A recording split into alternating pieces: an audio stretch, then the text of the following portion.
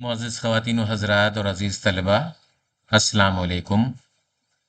O levels 3248 paper 1 के हवाले से कुछ अहम बातों के साथ मैं फैज़ुद्दीन अहमद हाज़िर ख़िदमत हूँ। कैम्ब्रिज उर्दू लर्निंग के चैनल पर बहुत से तलबा पैगामात के ज़रिए ये मुतालबा कर रहे थे कि ओ लेवल्स 3248 पेपर 1 की टाइम मैनेजमेंट के हवाले से कुछ रहनुमाई की जाए।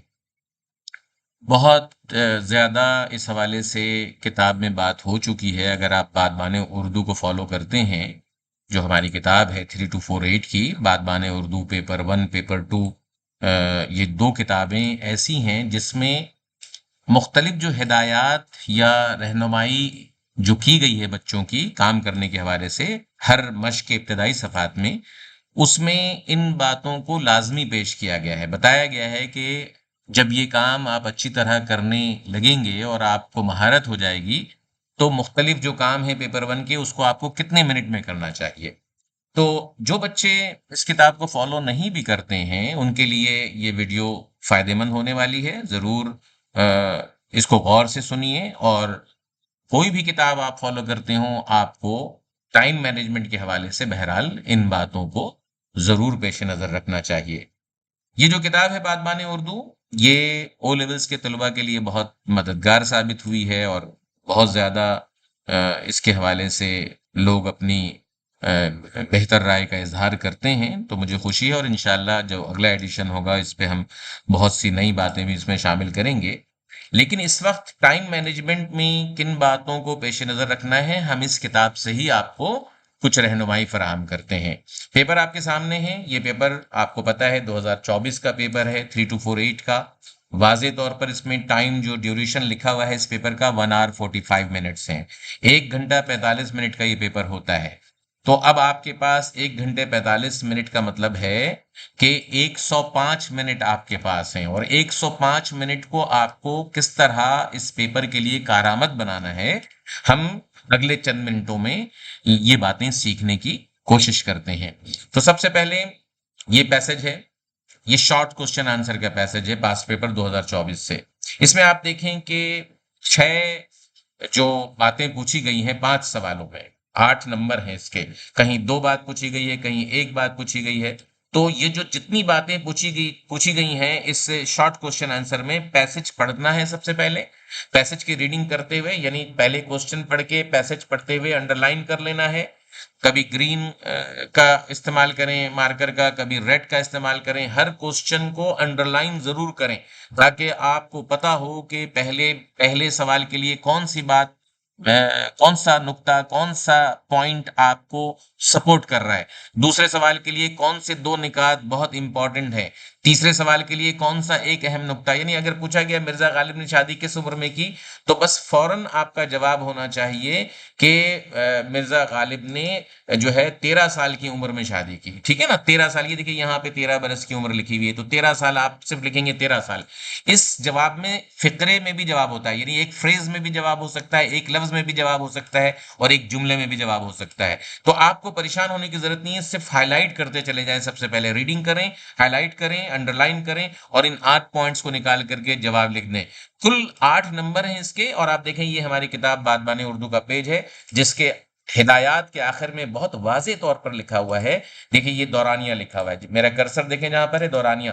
इस मश्क के इख्तिताम पर तलबा को इस काबिल हो जाना चाहिए कि वो ज़्यादा से ज़्यादा 15 मिनट में इस मश्क को मुकम्मल करने के काबिल हो जाएँ।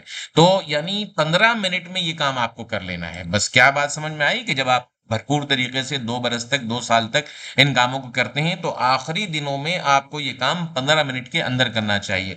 15 मिनट में 5 मिनट की रीडिंग है, फिर दोबारा रीडिंग 5 मिनट की है और पॉइंट्स को तहरीर करने में 5 मिनट से ज़्यादा नहीं लगते। तो इस तरीके से पहला सवाल आपका कंप्लीट हो जाएगा।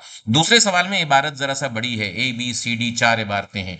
अब इसी तरीके से हम क्या करेंगे सबसे पहले, जो कमज़ोर बच्चे हैं ज़्यादा देर तक, क्योंकि ये बहुत जंबल वे में होता है, मिक्स चीज़ें होती हैं, मुश्किल टास्क होता है बच्चों के लिए, सही जगह पर, सही बॉक्स में, सही पैराग्राफ की निशानदेही करना एक मुश्किल टास्क लगता है बच्चों को। आम तौर पर मैंने देखा है कि ये काम करते हुए बच्चे कहीं न कहीं कोई गलती कर जाते हैं जल्दबाज़ी की वजह से। लेकिन सबसे पहले इस बात को ज़हन में रखना है कि 2-1 सवाल, 2-3 सवाल, जितने बच्चे की कैपेसिटी है, रवानी है, जितना तेज़ बच्चा होगा, उतने ज़्यादा सवाल को ज़हन में रख पाएगा। लेकिन कमज़ोर बच्चा 2 सवाल पढ़े और उन 2 सवाल को ढूँढने की कोशिश करे। फिर 2 सवाल पढ़े, 2 पॉइंट्स को पढ़े, 2 स्टेटमेंट पढ़े, फिर उन 2 बातों को ढूँढने की कोशिश करे। इस तरीके से ढूँढते हुए अंडरलाइन ज़रूर करे चीज़ों को। ये जो पैसेज है ना, कहीं ग्रीन रंग से करे, कहीं रेड रंग से करे और नंबर डाल ले कि ये पॉइंट नंबर, यानी मिसाल के तौर पे क्वेश्चन नंबर 8 है, तो लिख ले कि भई ये क्वेश्चन नंबर 8 के लिए ये मैंने अंडरलाइन किया है। अगर क्वेश्चन नंबर 9 है, तो लिख ले कि भई क्वेश्चन नंबर 9 के लिए ये डी से मैंने अंडरलाइन किया है, सी से अंडरलाइन किया है क्वेश्चन नंबर 10 के लिए। इस तरीके से रीडिंग करते हुए अंडरलाइन करके नंबरिंग कर ले, और नंबरिंग करने के बाद आखिर में जाकर के टिक लगाए। सबसे पहले पेंसिल से लगाए। ये भी ज़हन में रखिए, टिक लगाना भी अगर है, फौरी साथ-साथ टिक लगाना है आपको बॉक्सेस में, पेंसिल से पहले लगाए, पेन का इस्तेमाल ना करें। क्योंकि देखिए टिक लगाना कोई बहुत मुश्किल काम नहीं है और बहुत ज़्यादा टाइम लेने वाला काम नहीं है। असल काम है रीडिंग करना और उन निकात को तलाश करना। तो रीडिंग करना और तलाश करना ये अमल खासा दिक्कत तलब भी है और वक़्त भी चाहता है, खासा वक़्त चाहता है, काफ़ी ज़्यादा वक़्त चाहिए इसके लिए बच्चों को। तो अब क्या करें आप, कितने वक़्त में ये काम करें? अगेन हम किताब से रुजू करते हैं बादबान उर्दू के इस सफ़े से। बादबान उर्दू के इस सफ़े में जब हम इस हवाले से जो हिदायत हमने की है, अहम निकात लिखा है, उसके आखिर में देखिए ये दौरानिया लिखा हुआ है। दौरानिया, ये कर्सर मेरा जहाँ पर है, देखिए इस दौरानिये को गौर से पढ़िए। इस मश्क के इख्तिताम पर, यानी इख्तिताम का मतलब है जब आप अच्छी तरह 30-40 इबारतें जो किताब में दी गई हैं उसको मश्क कर चुके हों, अच्छी तरह प्रैक्टिस कर चुके हों, तो इख्तिताम पर ज़्यादा से ज़्यादा 25 मिनट में इस मश्क को कर लेना चाहिए। 25 मिनट्स में इस मश्क को कर लेना चाहिए, क्योंकि ये थोड़ा-सा वक़्त लेता है, इसलिए इसके लिए 25 मिनट रखे गए हैं। पहले वाले की निस्बत इसमें ए, बी, सी, डी से मुख्तलिफ पॉइंट्स को निकालना ज़रा-सा दिक्कत तलब काम है, दुश्वारी होती है, मुश्किलात पेश आती है बच्चों को। तो 25 मिनट का मतलब है पहले एक बार रीडिंग करें, अगर आपको 5-6 पॉइंट्स मिल गए हैं एबीसीडी के हवाले से तो उसको पहले कर लें। उसके बाद जो सवालात आपके रह गए हैं उसको तलाश शुरू करें और दोबारा रीडिंग करें पैसेज को। दोबारा रीडिंग, एक पैसेज आम तौर पर 10 मिनट लग जाते हैं बच्चों को रीडिंग करते हुए। तो रीडिंग करते हुए आपने मिसाल के तौर पे 5 से 6 पॉइंट्स निकाल लिए हैं, 6 पॉइंट्स का काम कर लिया है।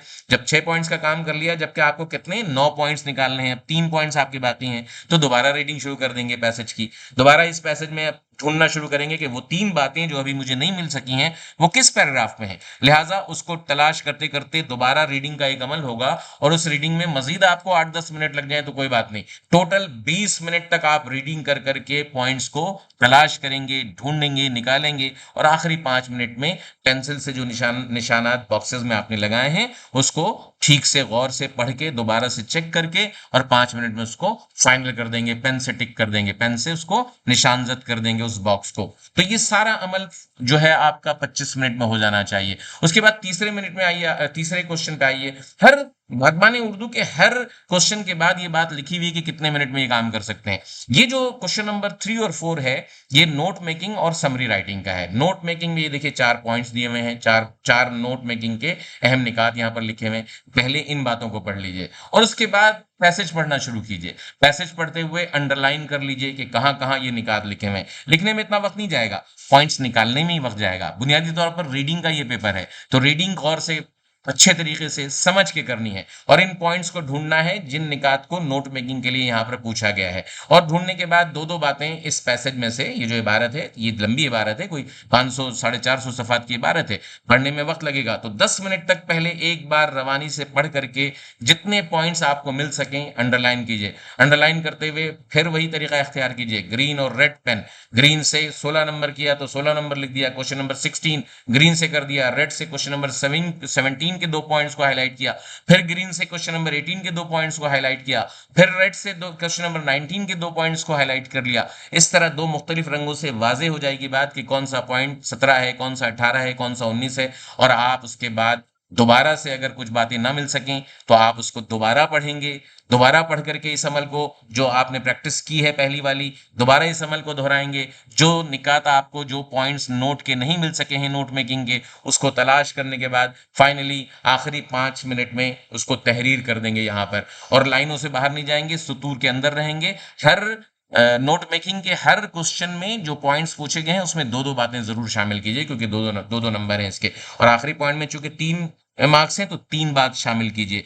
इस तरह से आप ये सारा काम जो है, अगेन जब आपको ये हो कि भाई इसको कितनी देर में कर लेना चाहिए इस काम को, समरी राइटिंग को, चूंकि ये जो रीडिंग आपने की है ना, ये आपके अगले सवाल में हेल्प करने वाली है, तो अगले सवाल में आपको इतना ज्यादा वक्त नहीं लगेगा। हालांकि लिखना ज्यादा है उसमें, समरी क्वेश्चन नंबर 4 में लिखने का काम ज्यादा है, 100 अल्फाज हैं, लेकिन यहाँ पर आपको लिखने का काम कम होने के बावजूद भी ज्यादा वक्त लगाना है। और कितना वक्त लगाना है, अगेन पढ़िए इसको आप। ये जो दौरानिया है, कर्सर मेरा देखिए हिदायत के नीचे लिखा हुआ है, इस मश्क के अख्ताम पर तलबा को इस काबिल हो जाना चाहिए कि ज्यादा से ज्यादा 25 मिनट में इस मश्क को मुकम्मल करें। तो 25 मिनट इसके लिए भी हमने रखा है क्योंकि रीडिंग बहुत ज्यादा है और रीडिंग का ही इम्तिहान है। तो बादबान उर्दू में बहुत वाज़ेह तौर पर तलबा को पूरे टाइम मैनेजमेंट के हवाले से भी हिदायत फराहम की गई हैं। तो आप नोट मेकिंग का काम 25 मिनट में करने के बाद ऑलरेडी आपने पैसेजेस पढ़ लिए होंगे, और जो समरी का सवाल अब आया है जिसमें 100 अल्फाज में आपको समरी लिखनी है और जुबान और बयान का भी ख्याल रखना है, कंटेंट भी निकालने हैं इसमें जो क्वेश्चन में बातें पूछी गई हैं। लेकिन चूंकि एक बार रीडिंग आप पहले से कर चुके हैं, दूसरी बार भी आपने रीडिंग की है, तो समरी के पॉइंट्स को निकालना आपके लिए कोई मुश्किल बात नहीं होगी। ज्यादा वक्त तहरीर पे लगेगा, तो पॉइंट्स को हाईलाइट करने के बाद 5 मिनट के अंदर 10 मिनट में 10 जुमले 11 जुमलों में अपनी बात खत्म कीजिए समरी की। तो ये सारा प्रोसेस आपको कितनी देर में कर लेना चाहिए? अगेन हम बादबान उर्दू में चलते हैं और बादबान उर्दू का ये सफ़ा देखते हैं। इस सफ़े में देखिए ये जो येलो कलर की जो हाईलाइट किया हुआ है यहाँ पर, ये कर्सर जहां मेरा है इसमें वाज़ेह तौर पर लिखा हुआ है कि इस काम को 15 मिनट में कर लेना चाहिए। तो बादबान उर्दू के हर चैप्टर में, हर सबक में ये बात वाज़ेह तौर पर मौजूद है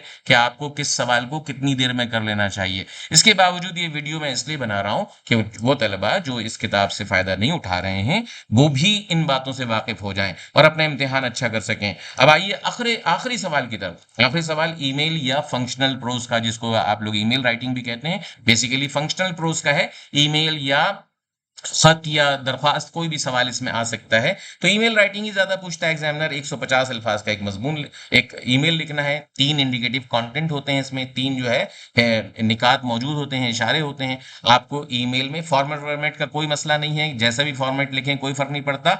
हाँ, जो बात पूछी गई है उसको सही, उसका एड्रेस सही करें आप, उसके मुखातिबीन ठीक हो, उसमें लैंग्वेज ठीक हो, उसका अंदाजे बयां बेहतर हो, और आपने जो निकात शामिल की हैं कंटेंट के लिहाज से, वो दलील, वो पॉइंट्स बहुत स्ट्रांग होने चाहिए, एविडेंस बेस होना चाहिए। तो इन सारी बातों को आप 150, 160, 170 अल्फाज में भी लिख दें तो कोई हर्ज नहीं है। 6 नंबर इसमें मवाद के हैं, 8 नंबर लैंग्वेज के हैं। ये सारा काम कितनी देर में करना चाहिए? आइए आखिरी सफ़े को भी देख लेते हैं इसी किताब के बादबान उर्दू के। तो इस काम के लिए आपके पास ये 25 मिनट रखे गए हैं फंक्शनल प्रोज के।